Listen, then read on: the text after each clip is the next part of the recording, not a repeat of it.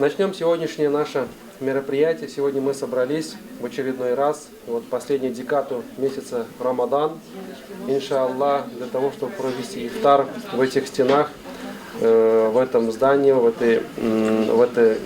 в этом месте. Встречаемся мы не в первый раз, и очень отрадно, очень приятно видеть новые лица. И то, что молодежь все больше интересуется своей религией и не просто держит пост, не просто поклоняется, как пятикратная молитва, как совершение обрядов хаджа, выплачивание заката, но и понимая, насколько сильно вознаграждаемое именно проведение ифтара, организует подобные мероприятия и, собрав людей, своих сверстников, своих знакомых, кормит, поет. И как указывается в изречении пророка Мухаммада, мир ему и благословение, саллаллаху алейхи вассалям, тот, кто накормит постящегося, получит такое же вознаграждение, как держащий пост, ничуть не уменьшившись у него. Зовут меня Ильнур Хазрат, со многими знакомый, представитель Духовного собрания мусульман России, являюсь помощником муфтия Альбер Хазрата Карганова. И мы очень часто с вами встречаемся и у нас в муфтияте, и сюда приходим на ваши мероприятия, и во время месяца Рамадан, не исключение, стараемся видеться почаще. И вот на сегодняшний день, я как узнал, у нас сегодня такая очень нужная и важная область, это область медицины. И сегодня в большинстве людей, которые сидят, связаны с врачеванием, с медициной, хотелось бы напомнить всем присутствующим то, что месяц Рамадан закрывается, и практически мы снова выходим с этой благоприятной атмосферы и снова погружаемся в этот мир, который мы называем дунья. Конечно же, когда человек держит пост, он начинает ощущать себя совершенно с другой стороны, ведь его душа чувствует, для чего был создан человек. Так как Всевышний Аллах, знаем, нас сотворил для поклонения, только для поклонения. И узнать, кто из нас наиболее искренен в своих обещаниях. Ведь говорится в книге «Тайны счастливых», описывается один момент, когда Всевышний Аллах сотворил души людей, абсолютно все души, и взял с них обет обещания. То есть спросив, не я ли ваш Господь? Всевышний Аллах спросил, алясту бираббикум, не я ли ваш Господь? Не я ли ваш Творец? Не я ли вас сотворил из ничего? И тогда абсолютно все души ответили «баля». Слово «баля» означает, знаете, не просто «да», а никак не может быть иначе. То, что со 100% вероятностью «да, это так». И Всевышний Аллах, говорится далее, испытал все эти души. Вначале этим душам было показано красоты, прекрасы этого мира, которые окружают нас. И иногда от этих страстей и от этих красот очень тяжело отказаться, избавиться, и все время человек стремится, чтобы приобрести временное в этом мире и нажиться побольше. Хотя каждый человек в душе понимает, осознает то, что в этом мире он всего лишь пребывает временно. Его короткая временная жизнь, но несмотря на это, его нафс, его эго нашептывает, как будто человек проживет в этом мире вечно, будет жить очень долго, как будто пришел в этот мир навечно.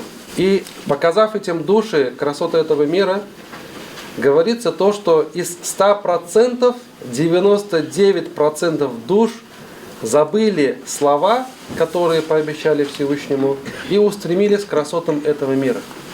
То есть они обманулись этим миром, они спотыкнулись об красоты этого мира. И тогда из оставшихся 1% душ Всевышний Аллах испытал эти души и показал им красоты рая, джанната. И из этих душ, из оставшихся 1%, снова из 100%, 99 устремились к красотам рая. И только осталось, получается, из первоначального 0,1 душ, которые не обманулись, которым не нужны ни блага этого мира, ни блага вечного мира, а им нужно только довольство Всевышнего Аллаха. Конечно же, глубоко религиозный человек, он поймет, о чем я сейчас говорю. И человек в поклонении, он тоже понимает, о чем я сейчас говорю. Ведь на самом деле очень тяжело порой остановиться, да, даже вот сейчас, когда идет месяц Рамадан, просто потупить свой взор, просто остановить свой язык, просто удержать себя от соблазнов этого мира или просто отказаться от еды и питья ради довольства Всевышнего Аллаха. В изнурительный день, когда тебя окутала жажда, и ты очень хочешь пить, но ты, понимая то, что за это Всевышний Аллах сам, будучи Творцом, отблагодарит и даст подарки в вечном мире, ты держишь это только ради довольства Аллаха. Это и есть пост, это и есть сиям. И, конечно же, верующий мусульманин и верующая мусульманка, она понимает, ради чего, точнее, ради кого отказывается от еды и питья. Ведь пост наш ислама, он очень сильно отличается от поста у других религий. Ведь на самом деле, когда начинается рассвет, восходит солнце, и до заката мы отказываемся от всего. То есть, такой, знаете, некий и'тикаф. И'тикаф – это сунна пророка, саллиллаху алейхи вассалям. Он в последние 10 месяцев Рамадана жил в мечети, ночевал в мечети, ни с кем не разговаривал, посвящал себя Богу, уединялся и совершал богоугодные дела, как чтение намаза, чтение Корана, зикров и так далее. И вот получается, в течение дня человек, восхваляя Всевышнего Аллаха, отдает из своего тела, из своего здоровья некий закат, то есть некую милостыню в знак благодарности Всевышнему Аллаху. О Всевышний Творец, Ты сотворил меня в этом мире, будучи человеком, дал мне такую возможность жить, будучи мусульманином, и как бы мы благодарим Всевышнего Аллаха постом, сиямом в месяц Рамадан. И из оставшихся вот это 0,1% душ Всевышний Аллах спрашивает у них: почему вы не обманулись? Вам не нужны были красоты этого мира, вы не обманулись на красоты рая, хотя от красоты рая очень тяжело было отказаться. И эти души ответили: о Всевышний Аллах, мы хотим, чтобы Ты был доволен нами. Мы хотим получить только Твое довольство и Твою любовь.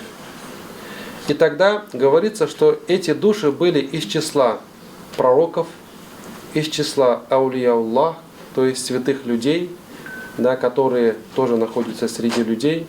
И достигли они такой уровня святости, то, что они были приближены к Всевышнему Аллаху и стали некими друзьями Всевышнего Творца в этом мире.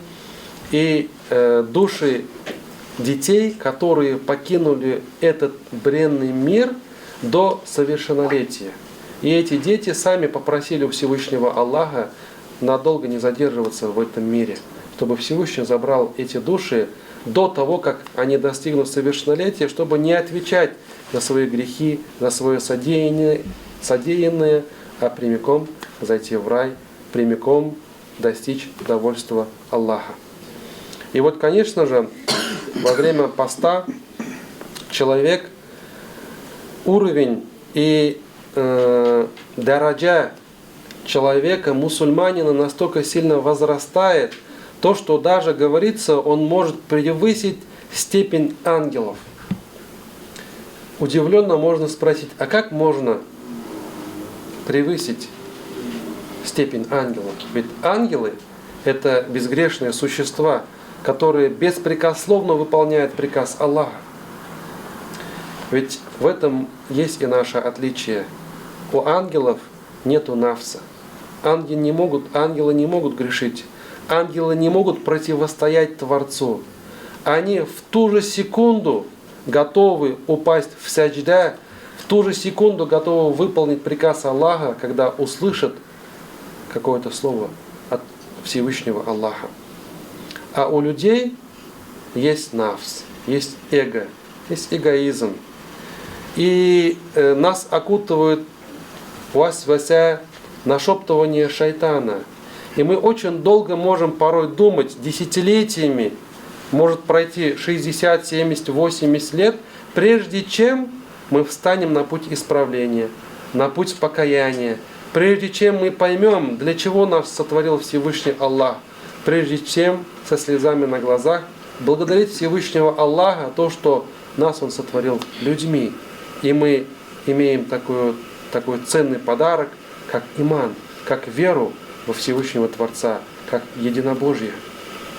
И на самом деле, вот когда человек держит пост, он борется со своими страстями, он борется со своим нафсом, он пытается сломать свой эгоизм, свое внутреннее «я», которое у каждого человека все время пытается выбраться наружу и показать свой характер.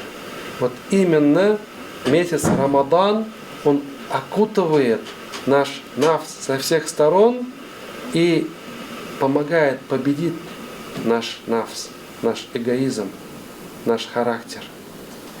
И в месяц Рамадан мусульмане, побеждая свое эго, подчиняясь приказу Всевышнего Аллаха, удостаиваются степеней больше, чем ангелов. Ведь и ангелы – творение Всевышнего, и люди – творение Всевышнего. Но для людей очень тяжело переступать барьер высокомерия, барьер эгоизма и подчиниться Творцу. Ведь именно, знаете, да, из-за этого был проклят и был низведен из рая, побиваемый камнями Иблис из числа джиннов, который жил среди ангелов, только из-за того, что не смог усмирить свой пыл, свой нафс, только из-за того, что он не смог признать то, что Всевышний Аллах сотворил существо, и этому другому существу нужно было просто сделать саджда в знак благодарности Всевышнему Аллаху. И вот из-за один поклон, из-за одно саджда он был проклят. И смотрите, тут еще есть один интересный момент, связанный с Иблисом. В книге Танбих аль-Афили описывается очень интересная такая ситуация. Во время Нуха алейхиссалям Иблис в облике человека подходит к пророку Нуху и говорит: «О пророк Нух, Ной». Знаете, да, все слышали про Ноев ковчег, когда Всевышний Аллах испытал народ пророка Нуха потопом и уберег только верующих, которые остались в живых в ковчеге.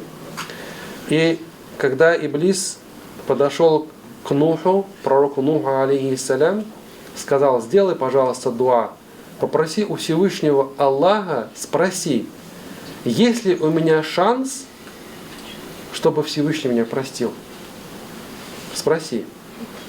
И тогда Нух алейхиссалям во второй раз, когда уже они встречаются, говорит, Всевышний Аллах говорит: да, у него есть шанс. Просто нужно пойти и сделать саджда могиле Адама алейхиссалям. То есть он же, получается, был проклят из-за того, что не сделал саджда Адаму алейхиссалям, находясь в раю. Шанс искупления сделать саджда, то есть сломать свой нафс и просто сделать один саджда могиле Адама алейхиссалям.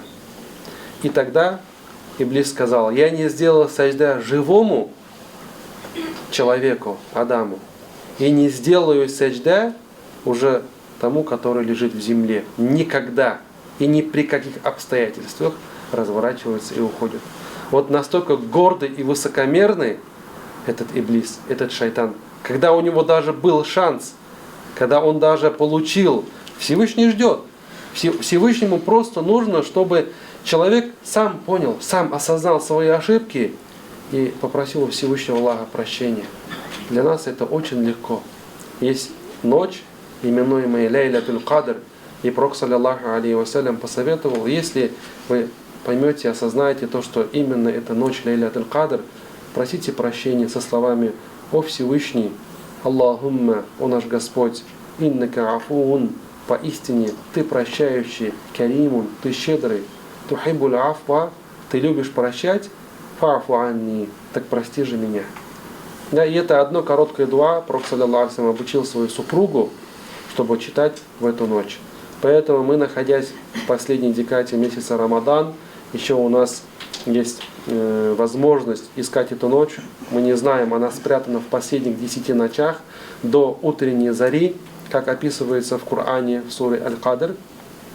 И иншаллах, пусть Всевышний Аллах примет наши посты, простит все наши грехи, сделает нас из числа, которыми доволен Всевышний Аллах, и ведет в райские сады через врата, именуемые рая. Коллеги, вот такие традиции, именно большие праздники за столом, все вместе собирать, оказывается, создается единое энергоинформационное поле. И даже семья хоть один раз в сутки обязательно вместе должны за одним столом собираться. Это вот, я говорю, в знак подтверждения всего того, что нам Хазрат говорит, и с благодарностью Рустем Фаизовичу Ямалееву, который нас всех всегда традиционно здесь собирает. Значит, коллеги, я просто в продолжении проповеди, которая сейчас была произнесена, если хотите, научное обоснование существования Бога, хочу вам привести некоторые вот моменты. Друзья, это все законы природы, это каноны, потому что сделал ты что-то плохое, обязательно бумерангом тебе вернется. Это энергоинформационное пространство. И даже научные эксперименты показали, значит, вначале это было японскими исследователями сделано, и нашими российскими уже я видела такие публикации. Вот ставили жидкости с водой, значит, емкости с водой ставили, на них приклеивали где-то красивые цветы, где-то молитву, Хазрат, прямо молитву приклеивали, да, а где-то Гитлер писали, ругательные слова писали, и смотрели структуру воды. Структура воды при этом нарушалась. Где плохие слова, деструкция наступала. Там, где хорошие, добрые слова, как мы сейчас из проповеди Хазрата услышали, где добрые, правильные слова, там я видела эти снимки, друзья, вам научное обоснование вот этого энергоинформационного пространства. Далее. Научно доказано методами биорезонансного тестирования. Каждый наш орган, каждый возбудитель, значит, все, что в мире существует, имеет свою определенную частоту колебаний. И то, что вот напевом молитва произносится, это благодать. Вот буквально на биофизическом уровне слушать молитвы, которые нам проповеди, которые нам хазраты наши читают, это просто полезно для нашего здоровья. Коллеги, биорезонансное тестирование. Значит, заболевает какой-то орган, другая частота колебаний. И даже ведь доказано, определенные цифры имеют каждый свою частоту колебаний. Почему говорят счастливое число, несчастное число и так далее, и так далее. Поскольку мы с вами медики, такой еще, так сказать, притча. Вот по кровеносным сосудам бегают лейкоциты и эритроциты. Встречаются и говорят: слушай, над нами, говорят, Бог есть, человек по имени, да? Ты его когда-нибудь видел? Нет, ну давай побегаем, поищем. Давай, разбежались в разные стороны. снова встречаются. Ну как, ты видел этого Бога, человека? Нет, не видел. Так и мы с вами. Мы не видим Бога, да? Но это некая природная энергоинформационная система, внутри которой мы все находимся. И все наши плохие деяния, они бумерангом бьют по нас же. И вот эти вот молитвы, насколько это все полезно. И я вот говорю, то, что люди собираются вместе на добрые слова. Вот, кстати, молитву нам будет читать Хазрат. Нужно воды налить. Я как раз хотела сказать, воды, что открыли бутылки. налить воды. Должна быть соль, потому что соль вбирает в себя информацию. Вот эту полезную информацию, которую Хазрат нам говорит. И мы должны выпить эту воду, насыщенную вот этой хорошей информацией. И соль, особенно соль, оказывается, веками накопившуюся информацию соль в себе сохраняет. А тут она будет вбирать все те добрые слова, которые Хазрат нам сказал. Друзья мои, согласны, да? Вам научное обоснование всего, что Хазрат нам говорит. Вот так вот.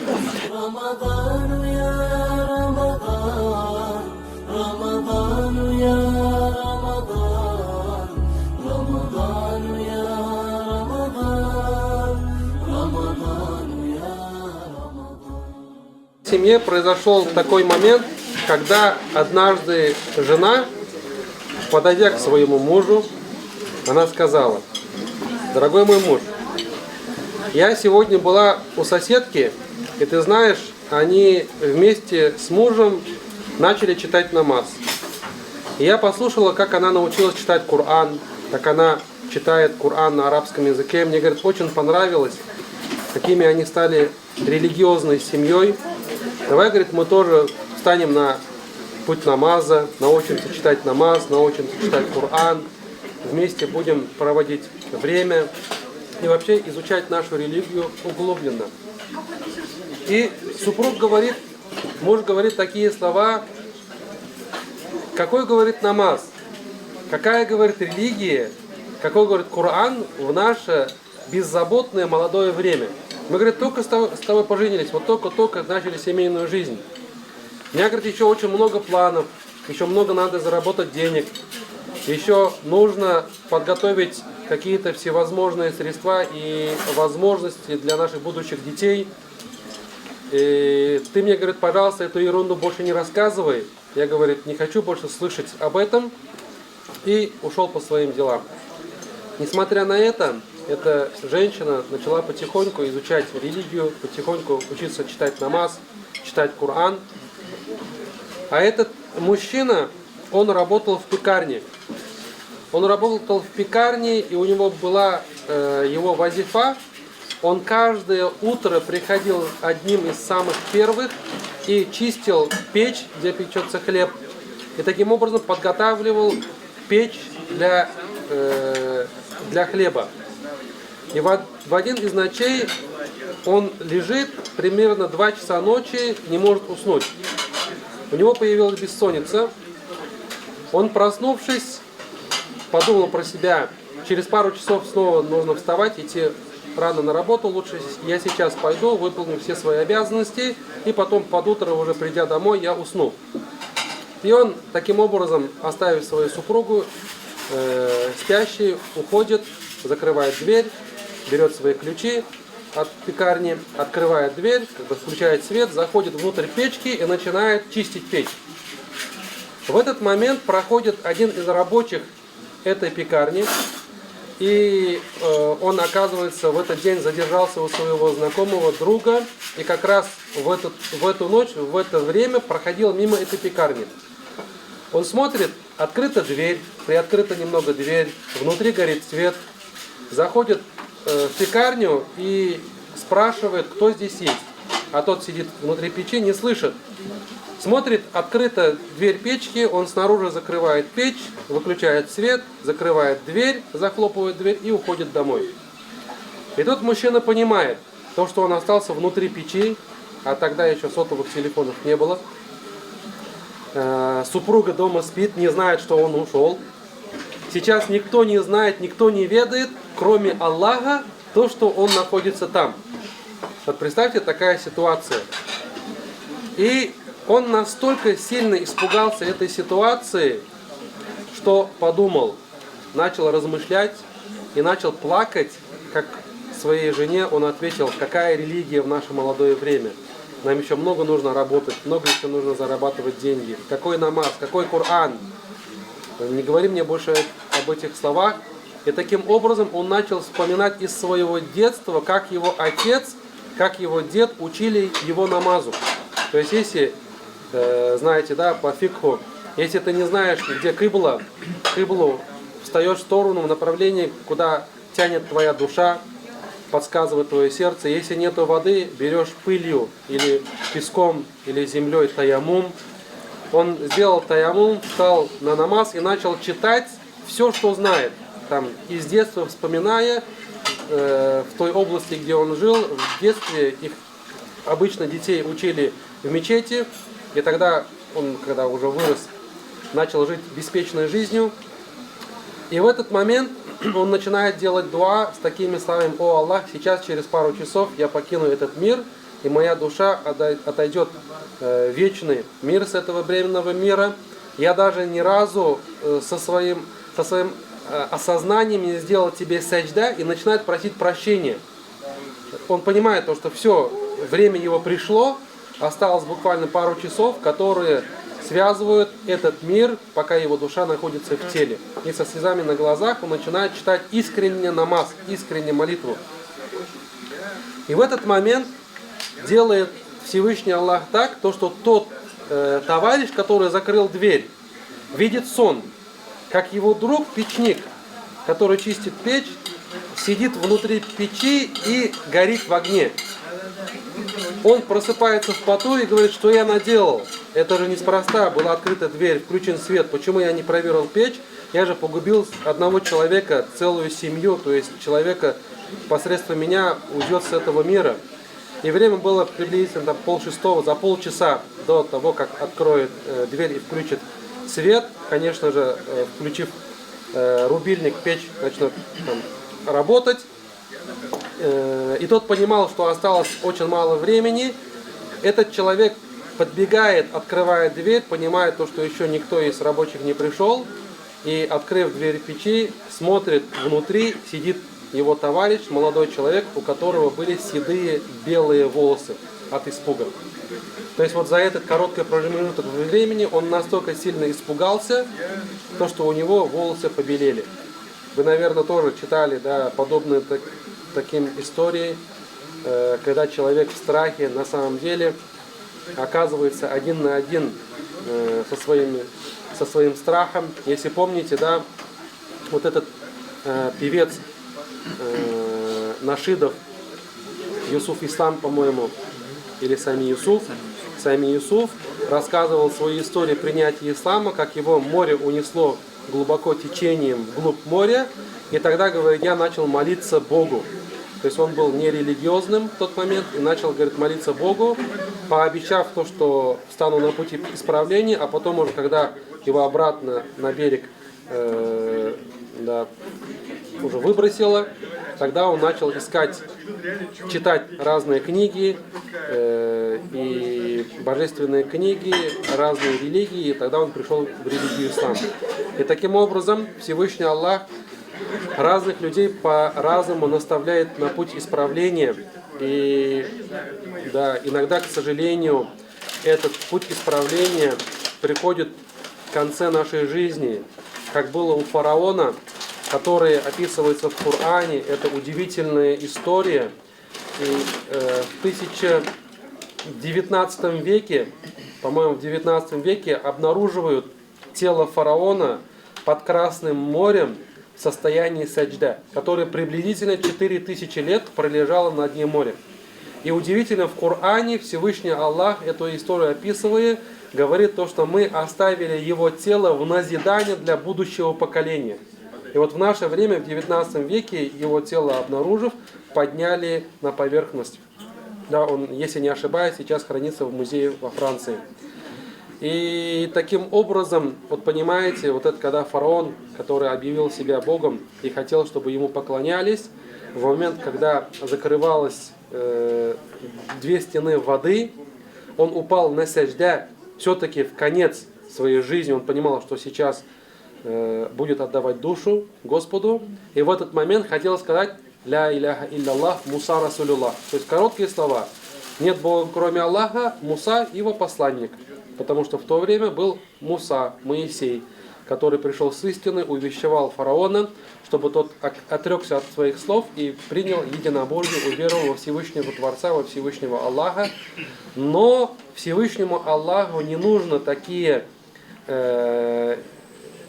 искупления, такие слова в момент страха смерти. Когда человек уже под страхом смерти принимает ислам, начинает каяться, начинает просить прощения. И Всевышний Аллах сделал так, что фараон не смог вспомнить элементарные простые слова. Потому что в течение жизни он это не делал, он это не выполнял. Одна такая, знаете, тоже с одной стороны смешная, но с другой стороны очень печальная история, короткая история, которая описывается, как один молодой юноша ходил по базару, по рынку и продавал укроп и петрушку. Возможно, вы это слышали, возможно, повторюсь. И каждый день он кричал: укроп, петрушка, укроп, петрушка. Вот каждый день ходил по рынку и кричал: укроп, петрушка, петрушка, укроп. И к нему, это была исламская страна, где было много мусульман, верующих вокруг него. И вот сколько бы не пытались увещевать, чтобы его пригласить в мечеть, наставить на путь исправления, чтобы он встал на намаз, чтобы он был с ними в рядах молящихся, он все время отникивался и говорил: я еще молод, я еще успею. Не нужно, да, все время наставлять. То есть сказали один раз: хватит, я знаю, я сам все понимаю, время придет, я сам встану. И вот, говорит, проходит время, и этот молодой человек в молодом возрасте встретился с ангелом Азраилем, то есть вот лежит в предсмертном состоянии, вот сейчас отдаст душу. И люди, братья, которые были около него, услышав об этом, подошли к нему и сказали: ну ты хоть перед смертью скажи ля иляха илляллах. Вот скажи хотя бы сейчас ля иляха илляллах Мухаммаду расулюллах. Вот он, говорит, лежит, смотрит на них и говорит: укроп, петрушка. Петрушка, укроп. Есть слова пророка, саллаллаху алейхи вассалям, которые гласят: как человек проживет жизнь, так он будет и умирать. Как он умер, так и он будет воскрешен. Вот нужно на самом деле задуматься над этими словами. Ведь шайтан, он делает свое дело. Он все время нашептывает, да, Иблис. Ведь он пообещал Всевышнему Аллаху то, что будет сбивать детей Адама и Хауи. Всех людей будут сбивать, и все время он будет ходить вокруг них. И всячески будет нашептывать, чтобы люди отошли от истины, отошли от веры в единого Бога. И в Коране есть интересный момент, когда говорит Иблис, нашептывает для человека или человеку такие слова, говорит: укфур, укфур, то есть стань неверующим, стань неверующим, стань неверующим. И вот, говорит, в момент, когда человек становится неверующим в Аллаха, шайтан говорит: поистине, говорит, я отдаляюсь от тебя, ведь я боюсь Аллаха. Представляете? Иблис сам наущает человека, чтобы он отрекся от Всевышнего, и когда человек отрекается, он говорит: я боюсь от Аллаха, я ухожу от тебя. Таким образом, именно месяц Рамадан, как мы и до этого сказали, это месяц, когда мы полностью можем научиться контролировать свой нафс. Ведь можете подтвердить, те, которые постятся, нету легче постать, чем в месяц Рамадан. То есть помимо Рамадана, другие месяцы, когда мы делаем там в день Ашура или в другие дни держим пост, не настолько комфортно, как в месяц Рамадан. Это ощущается, есть очень сильная благодать и очень какая-то легкость во всем, практически во всем. Человек становится добрее. Ведь сподвижники также говорят, то, что пророк Мухаммад, саллиллаху алейхи вассалям, говорит, был очень щедрым, но когда он, знаете, да, в месяц Рамадан каждый вечер, каждую ночь встречался с ангелом Джабраилем, и когда, говорит, вот эта встреча происходила, он становился еще щедрее, то есть мы, говорит, его не узнавали, он становился еще щедрее, он в нечетные ночи месяца Рамадан, последних 10 дней Рамадана будил свою семью, говорил, вставайте, просыпайтесь, сегодня, возможно, ночь, месяц Рамадан, ночь Лейлатуль Кадр, будил свою семью.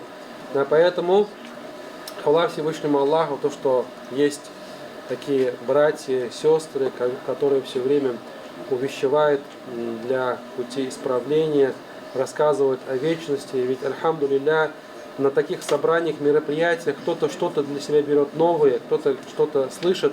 Да, альхамдулилля, как это приятно здесь совместно, коллективно читать молитву, рассказывать об исламе, читать аяты Корана. И таким образом, хвала Всевышнему Аллаху, то, что есть такие места, есть такие мероприятия, и люди, которые становятся причиной для этого, тоже немаловажно, ведь все это тоже нужно организовать, собрать, приготовить. И каждый, конечно же, по своему вкладу получает вознаграждение. Кто-то что-то принес, кто-то что-то приготовил, да, кто-то оплатил, кто-то работал для того, чтобы люди здесь покушали на сегодняшний день. И мне сказали, то, что здесь они сидят на сегодняшний день, молодые ребята, да, которые сложились и провели этот ифтар. Пусть Всевышний Аллах примет, иншаллах, воздаст в судный день, примет наши посты.